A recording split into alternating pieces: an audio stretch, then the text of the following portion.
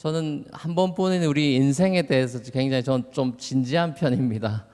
삶이 짧기 때문에 인생을 허비하고 싶지 않은 것이 제 개인의 생각이고, 또 많은 젊은이들에게도 젊기 때문에 시간이 많이 남았다고 생각할 수 있겠지만 실제로 인생이 그렇게 길지 않습니다. 그래서 시간이 얼마 없고 사실은 인생이 짧죠.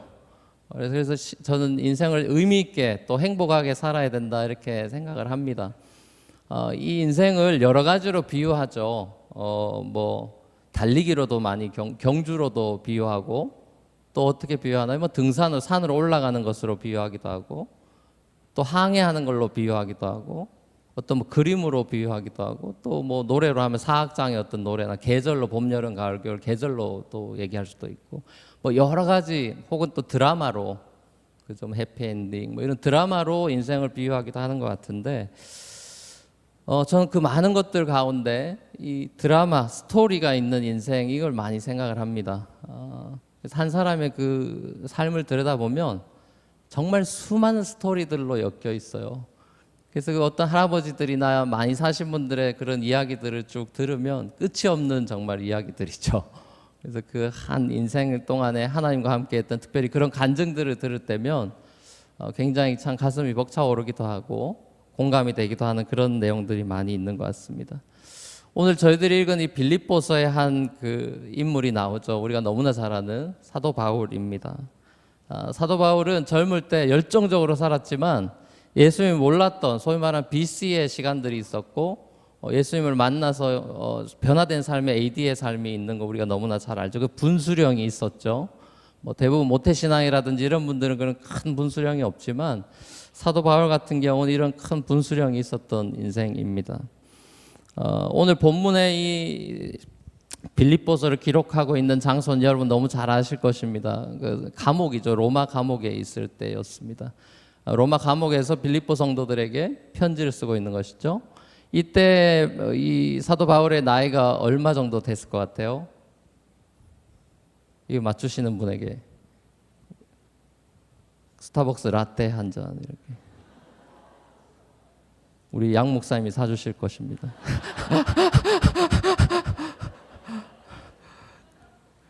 저는 한국 돈이 없어요. 대충 몇 살일 것 같습니까? 사도 바울이 때 한 대략 60세 정도라고 봅니다. 그러니까 굉장히 이제 고령의, 이때 당시는 그렇게 막 100살 살고 이런 시대가 아니기 때문에 꽤 나이 많은 그런 나이라고 볼 수가 있습니다. 이 노년 60이 된 노년이 돼서 로마 감옥 안에서 자신의 인생을 회고해 보고, 또 많은 이제 감옥에 있고 이러니까 이제 생각을 많이 할 거 아니에요. 주님과도 깊은 그런 묵상도 많이 하게 될 테고, 그래서 많은 놀라운 작품들이 나온 것이죠. 옥중서신들이 나온 거 아닙니까? 근데 거기에서 이제 자신의 젊은 시절을 회고해 보고 성도들한테 이제 편지를 쓰면서 내 인생이 참 기쁨의 행복한 인생이었다. 그래서 여러분 빌립보서 그럼 주제를 joy, 기쁨으로 많이 알고 계실 것입니다. 이 상황은 기쁘지 않지만 감옥에서 어떻게 기쁘겠어요? 근데 이 감옥 안에서 오히려 아이러니컬하게 이 바울이 기뻐하고 있고, 또 기뻐하라고, 항상 기뻐하라고 얘기하는 그런 장면을 우리는 봅니다. 이 바울은 서신서를 쓸 때마다 그 교회들의 그 컨텍스트에 맞춰서 그 상황에 따라서 편지를 이렇게 쓰는데, 그러면서 문제점만 해결해 주는 게 아니라 자기의 지금 상황이 어떤지에 대해서도 다 이렇게 솔직하게 얘기하는 것들을 보게 됩니다. 그래서 참 그 바울의 편지를 읽으면 굉장히 이렇게 좀 가슴에 많이 와닿는 것 같아요. 그냥 막 딱딱하지 않고 퍼스널한 얘기도 많이 하는 걸 봅니다. 특별히 바울이 빌립보 성도들에게 편지를 쓰면서 굉장히 Thank you, I appreciate you 이런 게 나옵니다. 내가 당신들에게 너무 감사합니다. 그런 의도로 사실 이 편지를 썼습니다. 왜냐하면 빌립보 성도들이 제일 많이 도와줬어요, 사도 바울을. 어려울 때, 힘들 때 물질적으로도 많이 도와주고, 또 심적으로도 기도로도 많이 후원해주고 한 그런 교회였기 때문에 이 사도 바울이 빌립보 성도들한테 편지를 쓰면서 너무 고맙습니다. 내가 당신들을 기억할 때마다 기쁩니다. 이런 표현들을 쓰는 것이죠. 그래서 이 감옥 안에서도 행복해하는 이 사도 바울을 보면서 도전을 받게 되고, 또 저는 그리스도인이라면 사도 바울이 누렸던 이런 빼앗기지 않는 기쁨과 행복이 있는 것이 마땅하지 않은가, 그런 생각을 많이 합니다. 이 세상에서 누가 가장, 여러분 생각해 보시오. 이 세상에 누가 제일 행복할 것 같아요? 가만 생각해 보세요. 이 세상에 누가 제일 행복할 것 같아요? 나요, 이래야 되는데. 나요 이렇게 대답이 돼야 돼요. 이 제가 질문했는데 나요라고 만약에 속으로 안 하고 누구 딴 사람이 생각이 났다면 회개할 수 있기를. 농담이고요. 그런 생각이 났다. 오늘 설교를 잘 들어보십시오. 우리 그리스도인들이 가장 행복한 사람이다. 저는 그렇게 주장하고 싶습니다. 그리고 내가 가장 행복한 사람이다. 그래서 제목이 난 참 행복한 사람이에요. 옆에 분 보시면서 난 참 행복한 사람입니다. 한번 고백해 보시죠. 그래도 난 참 행복한 사람입니다. 이게 자신이 없어 보이시네. 여러분이 예수님을 믿고 계시다면 정말 행복한 거예요. 자, 그러면 우리가 그리스도인으로서 정말 행복한 삶을 살고 싶고 또 살아야 될 텐데, 오늘 빌립보서 말씀을 통해서 한 3가지 정도의 이 행복에 관한 메시지를 나누고 싶습니다. 우리가 어떻게 행복하게 살 것인가. 첫 번째는 행복한 사람은 자족을 배우는 사람이라는 것이에요. 누가 행복한 사람인가? 자족한 사람이에요. 자족하는 사람.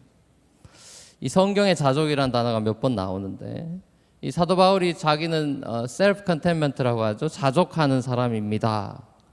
스스로 만족한다, 이런 얘기인데, 이 자족이란 단어는 감사와 관련이 있는 단어예요. 그러니까 자족이 없으면 감사가 없죠.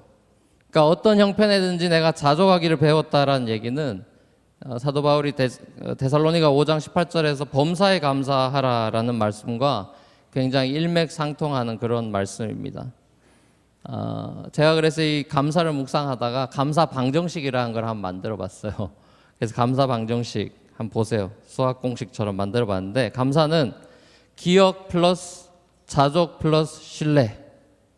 이게 무슨 말이냐 하면, 감사는 이 시제가 과거 시제, 현재 시제, 미래 시제를 봤을 때 과거의 것들에 대해서는, 특별히 과거의 은혜들에 대한 기억을 해낼 수 있어야 되고, 또 지금 내게 있는 것들에 대해서는 자족할 수 있어야 되고, 또 미래, 앞으로 다가오지 않은 미래 일들에 대해서 주어질 그런 상황이나 나의 미래에 대한 하나님에 대한 신뢰가, 이게 한 자리에 다 모일 때 풍성한 감사가 되는 거예요.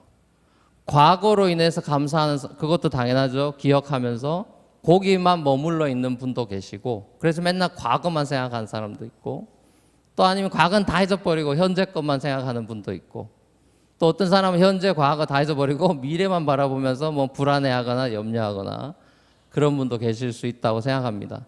그래서 하나님 앞에 우리가 자족하고, 특별히 감사라는 건 이 모든 걸 아우르는 건데, 자족은 현재에 관련된 현재 시제, 지금 내 상황에서 우리가 제일 중요한 것이 바로 이 자족이라는 거예요.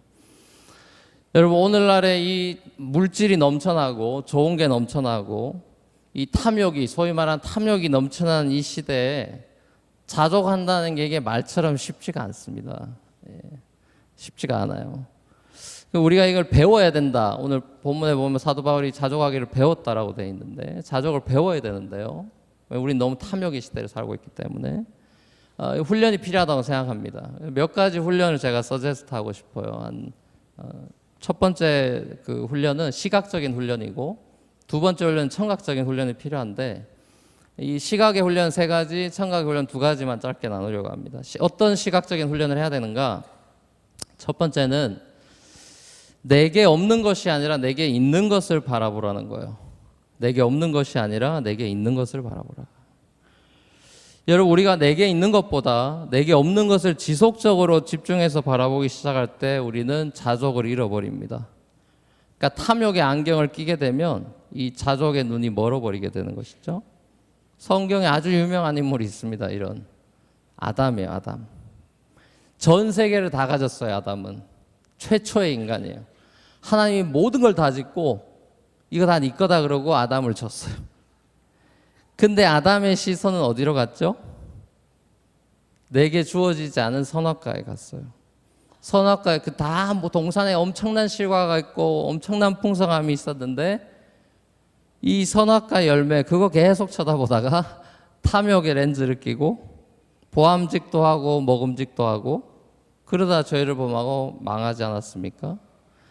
내게 있는 것, 하나님이 내게 주신 것, 이걸 은혜의 선물로 기억하고 내게 없는 게 아니라 내게 있는 것들을 바라볼 수 있는 그런 집중력이 필요합니다. 이것이 자족의 훈련이에요. 두 번째 시각적인 훈련은 남의 떡이 아니라 내 떡을 바라보자. 남의 떡이 아니라 내 떡을 바라보자. 우리 한국 속담에 남의 떡이 커 보인다는 말이 있습니다. 그죠? 그만큼 한국 사람들이 이렇게 비교도 많이 한다. 요즘만 비교하는 게 아니라 옛날부터 비교하는 버릇이 있었다는 거고 욕심이 많다는 걸 알 수가 있어요. 이 내게는 없고 남에게 있는 것. 그러니까 내게 있고 없고 이거 아까 제 첫 번째 포인트 말고 이제 남과의 비교를 말하는 것이죠. 우리가 불행한 것 중에 가장 큰 것이라고 저는 생각합니다. 치명적인 독이라고 할 수가 있어요. 이 비교라고 하는 것은. 이 디톡스를 해야 되는 것입니다. 우리의 시선이 자꾸만 내 인생에서 남의 인생으로 뺏겨갈 때 우리는 이 자족에 이 눈이 멀어져 가기 시작해요. 굉장히 불행해지는 것이죠. 진짜 불행한 사람은 돈이 없는 사람이 아니고 내 인생 못 살고 남의 인생 사는 사람이에요. 그 사람이 가장 불행한 사람입니다. 하나님은 여러분을 여러분으로 지었어요. 누구 딴 사람이 되라고 지은 게 아니라 여러분은 여러분이 되라고. 제 이름은 유인현인데 발음을 좀 조심하셔야 되는데 제 이름 빨리 하면 이상해집니다. 이게 인연이 좀 이상해져요. 근데 유인현 또박또박하게 하나님은 저를 류인현으로 지으셨어요. 제가 다른 사람으로 존재하라고 하나님이 저를 지은 게 아니라 저로 부르시고 내 이름 아시죠? 내 이름으로 나를 지으시니까 하나님. 아까 우리 찬양했지 않습니까? 나를 부르시니까 하나님. 하나님이 나를 지으신 대로 그죠? 스스로 만족하고 자족하면서 살아야 되는데 남의 인생 사는 사람이 불행한 사람입니다. 다윗을 보십시오. 다윗은 아무것도 없는 사람이었지만 사울의 갑옷이나 창, 남들이 좋아하는 스펙을 원하지 않았어요. 오로지 나는 물맷돌만 있으면 된다. 그냥 내게 맞는 옷 입고 물맷돌 들고 난 내 방식대로 싸울 거야. 그래가지고 쓰러뜨린 거 아닙니까? 남의 떡이 커 보이지만 그거 바라보면 내 인생 못 사는 거예요. 그럼 자족을 잃어버리는 건 불행해지는 것이죠. 남의 떡이 아니라 내 떡을 바라보라. 세 번째 시각의 훈련은 상황이 아니라 주님을 바라보자입니다. 상황이 아니라 주님을 바라보자. 처음 제가 말씀드린 이 두 가지 시각의 훈련은 이 탐욕과 관련된 거고 지금 마지막으로 드리는 이 상황이 아니라 주님을 바라보자 이거는 낙심과 관련된 거예요. 그러니까 자족을 방해하는 두 가지 요소는 결국 탐욕과 낙심인데 이 세 번째 상황이 아니라 주님을 바라보자는 것은 낙심과 관련된 것입니다. 여러분 우리가 인생을 살아가다 보면 굉장히 어렵고 힘든 일을 만나잖아요. 그러다 보면 낙심을 합니다. 굉장히 실망을 해요. 여러분 이럴 때 상황이라고 하는 거 지금 내게 벌어지는 이런 상황들은 어차피 변하게 돼 있어요. 그대로 있지 않습니다. 상황은 변하게 돼 있습니다. 완전 더 떨어지던가 올라가던가 상황은 이렇게 왔다 갔다 하는 것이죠. 변하게 돼 있어요.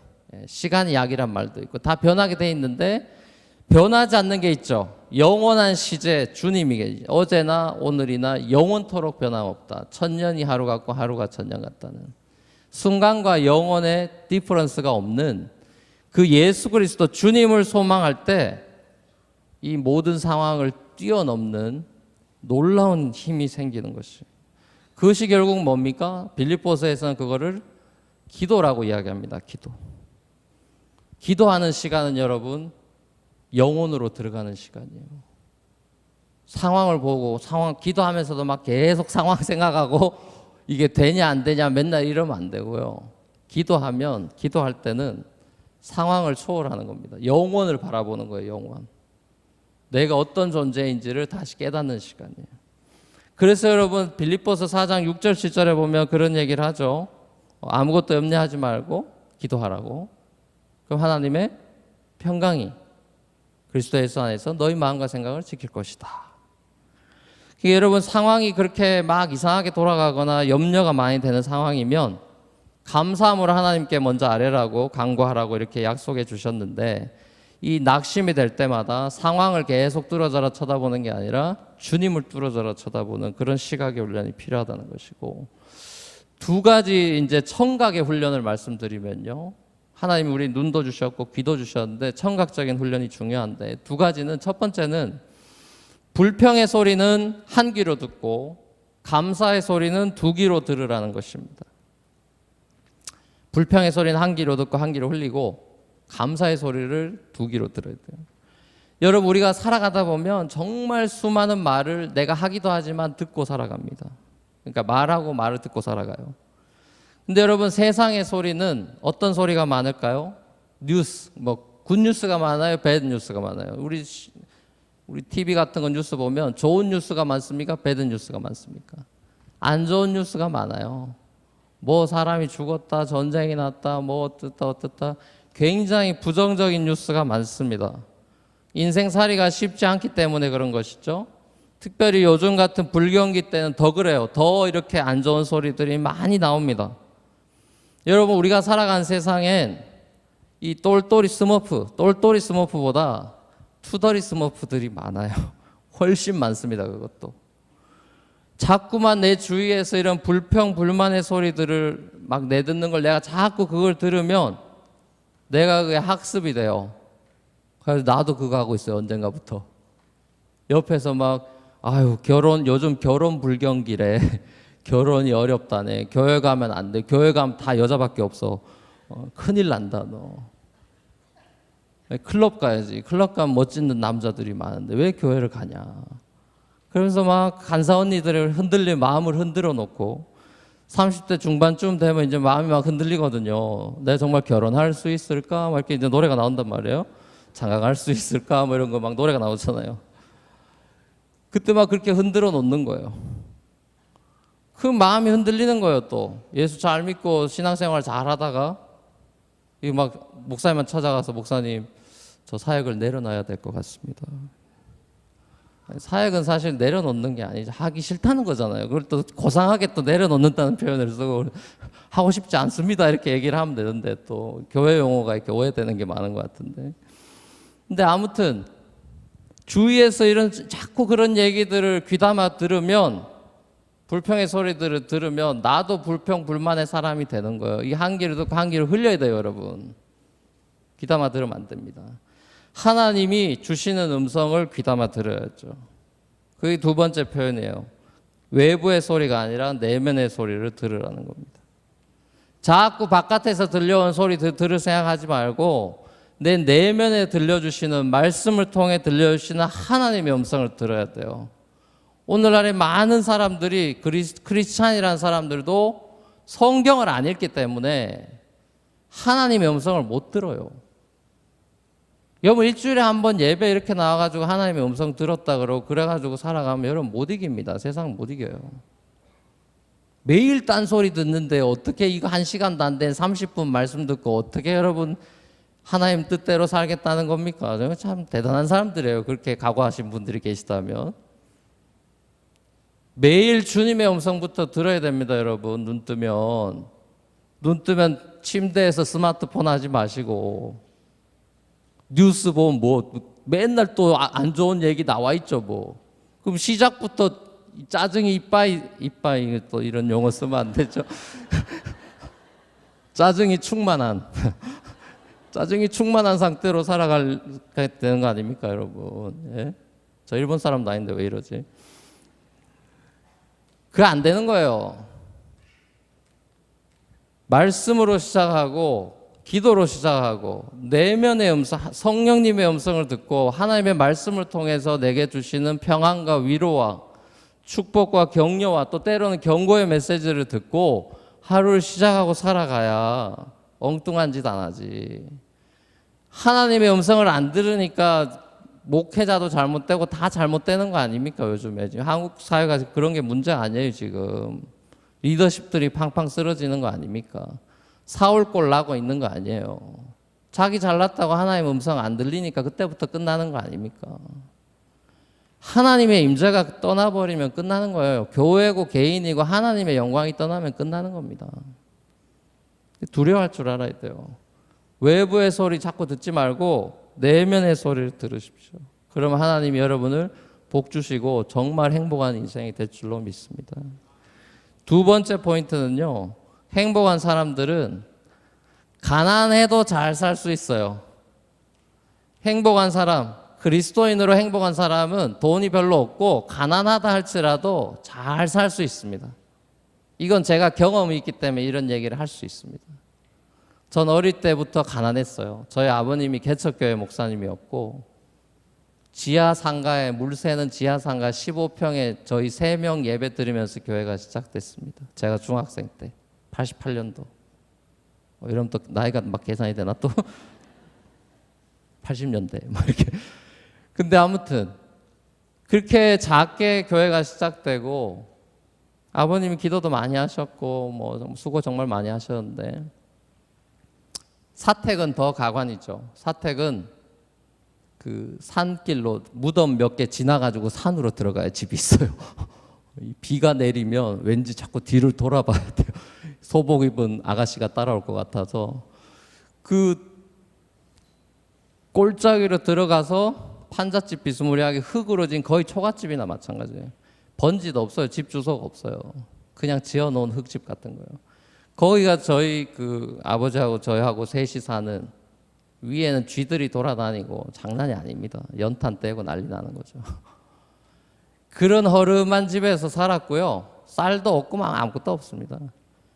근데 하나님이 정말 엘리야 까마귀를 통해 먹여주셨듯이 쌀이 막 여기저기서 오질 않나, 미국에서 막 돈이 날라오질 않나, 하나님이 다 채워줬습니다.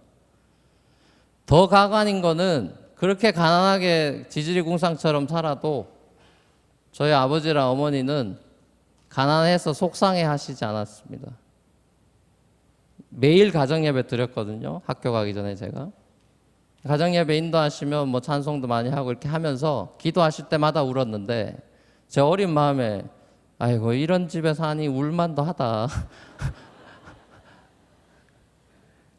그런 생각이 들었지만 가마 기도 컨텐츠를 들어보니까 이게 속상해서 우는 게 아니고 한풀이 하면서 우는 게 아니라 하나님이 나 같은 죄인을 구원해 주셔가지고 목사 시켜주고 지금 하나님 일하고 교회 개척해서 주의 종이 되게 해주셨다고 고맙다고 기도하는 거예요. 나는 주의 종이 아닌데. 그 컨텐츠를 들으면서 제가 놀랐습니다. 야, 이게 크리스찬의 행복이라는 건 이런 건가 싶었습니다. 그래서 제가 그때 목사 되기로 결단했어요. 아버지 보고. 목사 되면 제일 행복해지는 모양이다. 이거 뭐 가난해도 괜찮으면 끝나는 거지 뭐. 그렇잖아요. 돈도 없고 이렇게 완전 죽을 것 같은 고생하는데도 행복하다는데 그거보다 더 좋은 게 어디 있어요. 그럼 인생 그냥 사는 거 아닙니까? 바닥에서 괜찮다는데 더 내려갈 것도 없는데 뭐. 야, 제가 그거 보고 어릴 때 제가 중학교 때 목사 되기로 헌신한 거예요. 지난달에 아버님께서 77세로 이제 하나님 부르심 받고 천국 가셨고 작년에 어머님도 가시고 이렇게 주님 품에 가셨는데 제 인생에 가장 큰 영향을 끼친 훌륭한 목사님으로 저는 기억하고 있습니다. 여러분 우리나라가 지금 엄청 잘 살죠. 이게 불과 얼마 안 된 거잖아요. 1960년대만 해도 국민소득이 80불이었어요. 80불. 50년 전만 해도. 지금 2만 불이 넘었잖아요. 근데 어떻습니까? 지금 한국 분들이 행복하지 않다고 얘기하잖아요. 행복지수 뭐 이런 거 얘기만 나오면 한국이 낮잖아요. 굉장히. 왜 그런 겁니까 여러분? 옛날에 비해서 엄청 잘 살고 우리 괜찮은데 왜 이렇게 불행하다고 얘기하는 거죠? 이상한 거예요 이게 지금. 뭔가 문제가 있는 거예요. 마음의 병이 든 거예요. 마음의 병이 든 거예요. 그게 골마지고 깊어지면 큰일 납니다. 그리스도인은 가난해도 잘 사는 사람이에요. 예수님이 가장 행복지수 높여주는 분이니까 예수님 때문에 내가 구원받았고 내가 천국 갈 사람이고 정말 예수님과 영원을 지금 얘기하고 있는 사람이기 때문에 왕같은 제사장이란 당당함도 있고 그러니까 가난해도 괜찮은 거예요. 여러분. 여기 계신 분들 가운데 무슨 요즘 청년들 뭐 한국은 88만 원 세대 그런 얘기 하대요. 또 3포 세대라 그래서 연애 결혼 출산 포기했다 이러대요. 요즘은 또 제가 들으니까 5포 세대래요. 또 2개 더 붙었어요. 이러다 지금 한 10개 나올 것 같아요. 10포 세대 막 이렇게 될 것 같은데 집하고 직장까지 붙었더만요. 그러면 연애, 결혼, 출산, 집, 직장 포기하면 어떻게 사는 거지? 5포 세대래요, 5포 세대. 네, 기절하는 줄 알았어요. 자꾸만 세상에서는 이렇게 안 좋은 소리 하고, 우리 이렇게 잘 살고 지금 여 교회 올 정도면 여러분 돈 없는 사람 여기 어떻게 옵니까? 제가 있는 맨하탄에 홈리스들도 많아요. 직장도 있고 이러면서 거리에 있는 홈리스들 우리 사역도 하고 이러는데, 그분들 가만히 보면 옛날에 잘 나가던 분도 많아요. 제가 대화 나눠보면 베테랑도 있고 한국전 참여하신 분도 있고 여러, 그분들은 다 스토리가 있는 분들이거든요. 얘기해보면.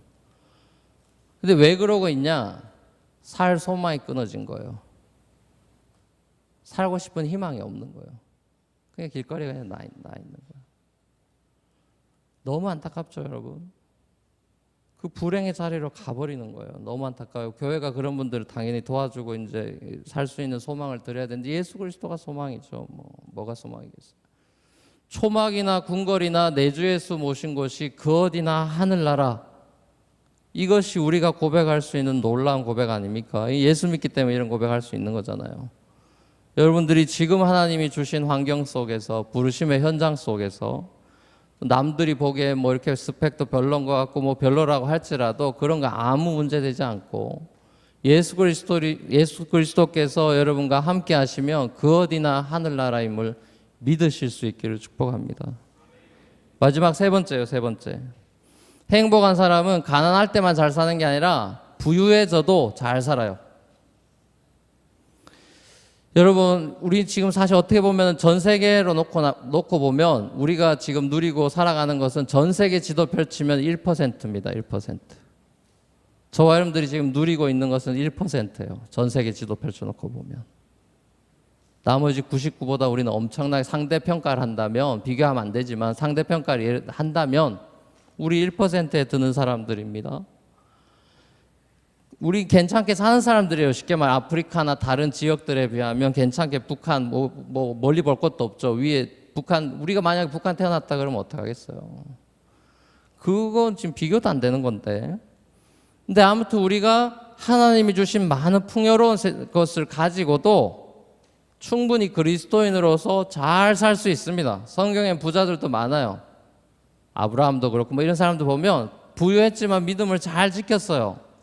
근데 그게 쉽지 않아요, 여러분. 쉽지 않아요. 가난할 때 예수 잘 믿는 것도 쉽지 않지만 부유할 때 예수 잘 믿는 것도 쉽지 않습니다. 오죽하면 예수님이 부자가 천국 들어가는 게 약대가 바늘구멍으로 들어가는 것보다 어려울 거다, 그런 얘기까지 하셨지 않습니까?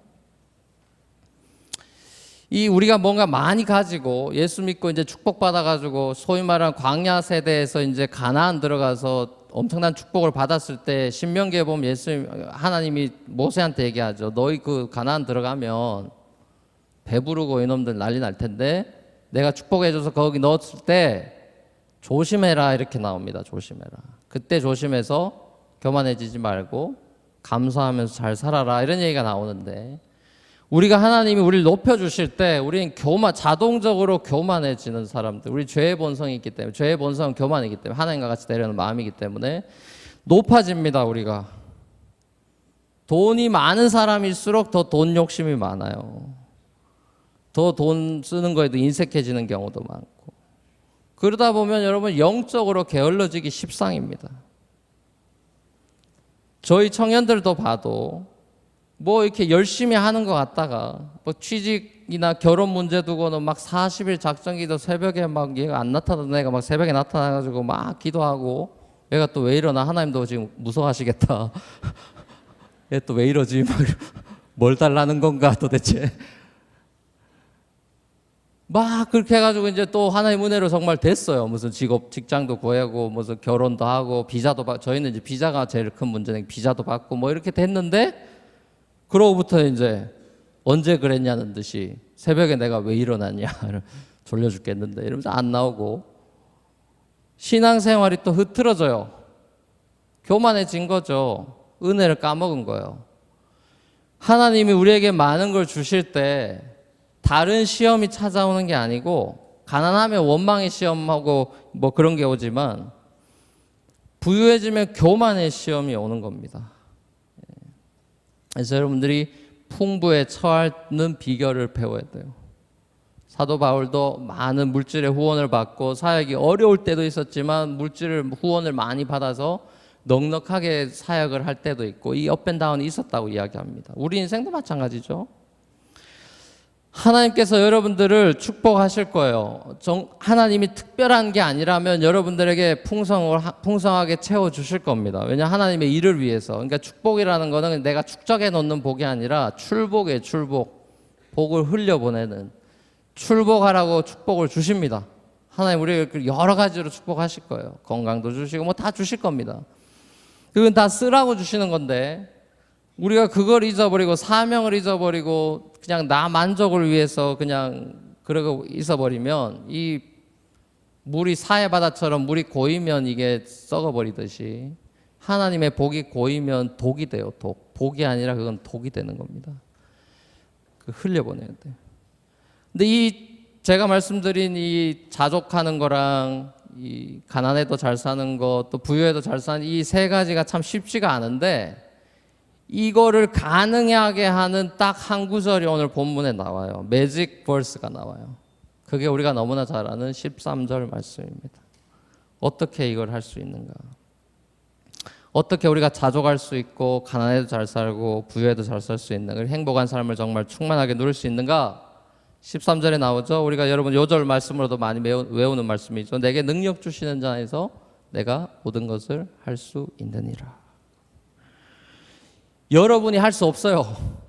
내가 자족해야지 한다고 자족할 수 없고 내가 교만하지 말아야지 한다고 교만 안 해지는 것도 아니고 여러분의 능력으로는 못합니다. 이거 잘못하면 셀프 라이처스니스가 돼가지고 내가 괜찮게 하는 사람인 줄 착각하고 첫째 아들처럼 돼가지고 더 잘못되는 수가 있어요. 바리새인이 되는 수가 있어요.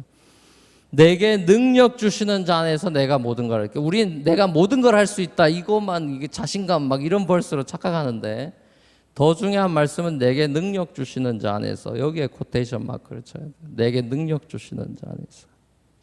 난 할 수 없지만 내게 능력 주시는 자 안에서 내가 할 수 있다.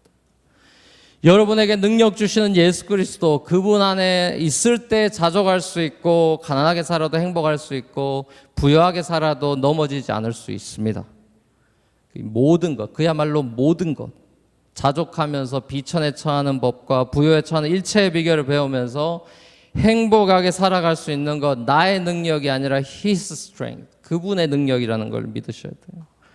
예수님은 하나님 한 분만으로도 만족하셨잖아요. 이 땅에 오셔서 집도 없고 아무것도 없으셨지만 행복하셨어요. 그리고 여러분들의 부요함을 위해서 스스로 가장 비참한 자리까지 내려가셨습니다. 종의 행복을 누리셨어요. 우리가 경험하는 이 어떤 비천함보다도 훨씬 더 이 낙폭이 우리가 경험하는 낙폭하고는 비교도 안 되는 신이 인간이 되고 인간 중에서도 가장 낮은 낙폭으로 떨어진 것이기 때문에 감히 상상할 수 없는 우리가 개미가 되는 것보다도 훨씬 더 낙폭이 큰 엄청난 일을 하시고 그 가운데 그분은 행복해 하셨어요. Thought of me above all on the cross 그 찬양이 있죠. Crucified 그 찬양이 있잖아요. 십자가에서 날 생각하셨다. 그리고 날 위해 죽으셨다. 요한복음 15장에 보면 예수님이 이렇게 말씀하십니다. 제자들을 위해 죽기 전날 밤에 나는 포도나무고 너희는 가지니 저가 내 안에 내가 너희 안에 있으면 이 사람은 열매를 많이 맺을 것인데 너희가 나를 떠나서는 아무것도 할 수 없느니라 그러셨어요. 여러분 우리가 아무리 똑똑하고 아무리 잘났고 아무리 스펙이 좋다 할지라도 그거 믿으면 망하게 돼 있습니다. 여러분 그리스도인은 망하게 돼 있어요. 넌 크리스찬은 가만 놔둬요. 마지막에 불사르면 되니까. 크리스찬은 분명히 하나님이 손대십니다. 미리 정신 차려야 돼요. 하나님이 잘해주실 때 까불면 안 되고 잘해주실 때 더 겸손하게 우리의 왕 대신 예수 그리스도 그분만을 바라보고 내게 능력 주시는 자 안에서 내가 가난해도 잘 살아갈 수 있고 부요해도 교만해지지 않을 수 있는 그런 행복하고 건강한 그리스도인이 될 수 있을 줄로 믿습니다. 여러분 일평생 그런 행복하고 건강한 그리스도인으로 하나님께 영광 돌리는 믿음의 종들 될 수 있기를 주 예수 그리스도를 간절히 축원합니다.